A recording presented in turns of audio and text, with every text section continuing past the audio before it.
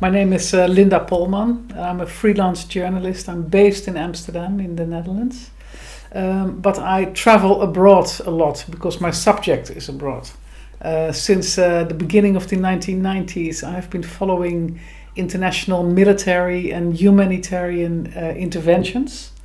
For several years in the 90s, I've been traveling after blue-helmeted soldiers from the United Nations, which I stumbled upon in Somalia. I happened to be in Somalia as a journalist, and there I discovered the wondrous world of UN peacekeeping missions.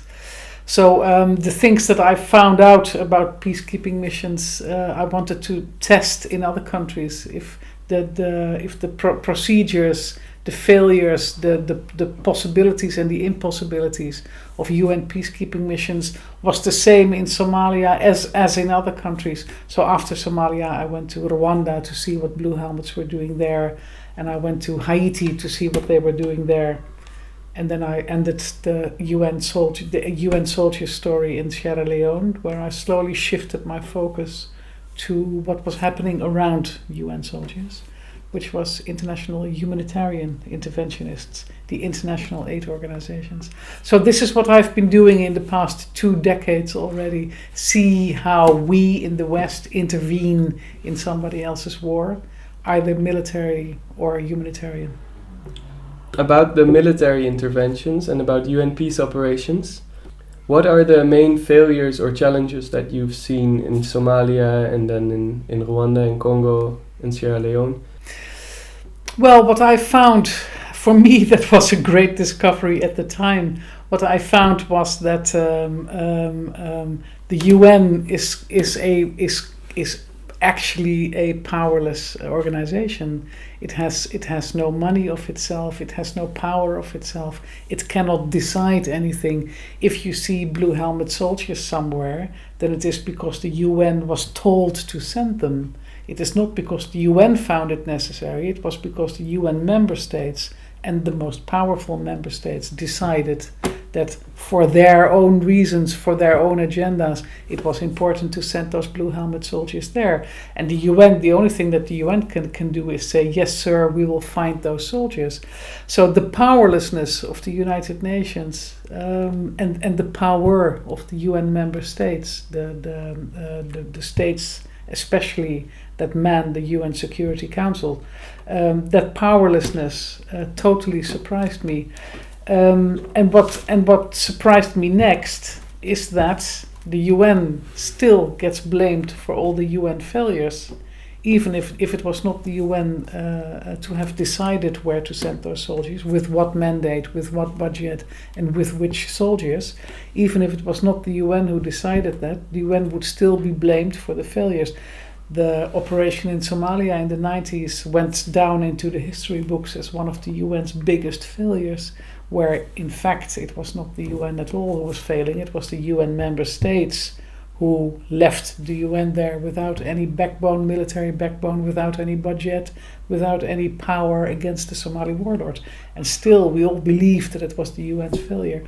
So and in the end, you know, it all ends with being cynical about the UN, because we read in the newspapers all the time that the UN has failed. The UN is this big money-consuming bureaucracy.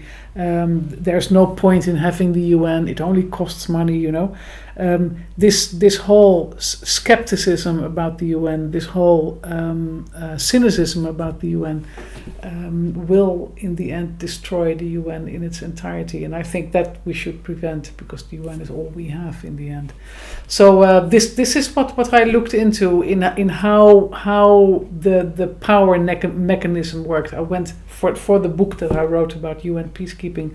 I spent several weeks inside the UN building in New York to see how Security Council resolutions about sending UN soldiers to a place, how those resolutions were made, why were they made, by whom were they made, what was the negotiations that went before the resolutions, and then travel to those places and see how the UN soldiers were managing that.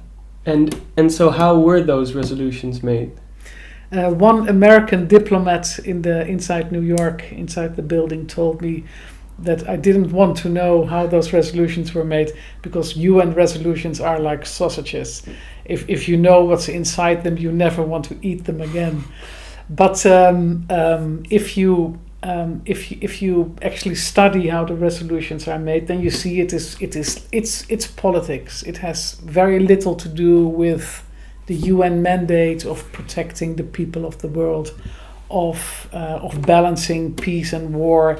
It's a bunch of powerful UN member states that actually dictate the UN where to go.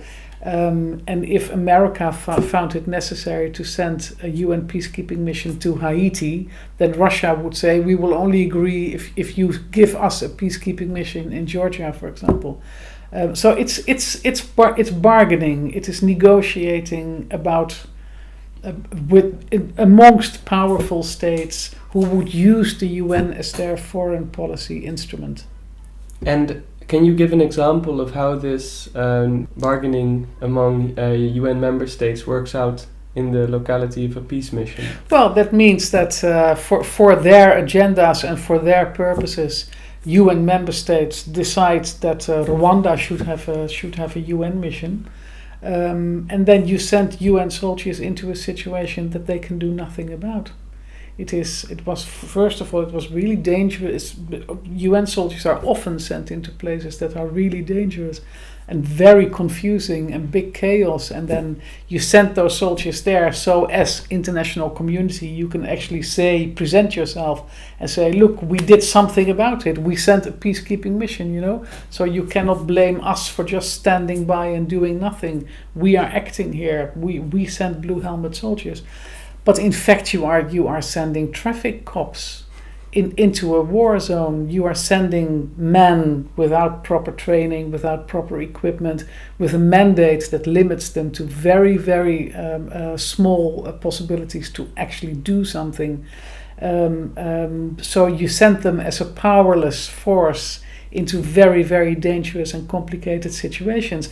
And then in the end, when those blue helmet soldiers fail, you can all say, see, the UN is failing again.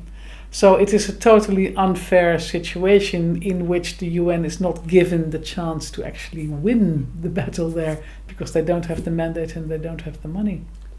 But isn't it possible that a UN peace mission would sort of by accident do a lot of good, even though it's come about in a very problematic way? Yes. I became a great admirer of many UN battalions, because they were doing wonderful humanitarian work, for example. They would go, for example, I saw them in action in a place like Sierra Leone in West Africa, places where that had been ruled by rebels. And I saw UN forces move into Sierra Leone and slowly massage the rebels out of Sierra Leone. Slowly and very cleverly, they pushed the rebels back, into the bush. And the UN would move in and start governing there, and people would feel safe and people would feel secure. They would act like police, people would come to them and say, well, my neighbor stole my cow, and the UN would actually do something about it. So they gave people a sort of protection, and they gave people the sense of security. Would it have gone wrong in Sierra Leone? Would the rebels actually have come out of the bush again and attacked the UN soldiers? They would not have had the mandate to do anything about it. So under certain circumstances, the UN can actually do a lot of good. But as soon as they have to start fighting, then things go wrong. So would you say that the UN works well when there is no violence? Yes, in situations where you need traffic cops, yes.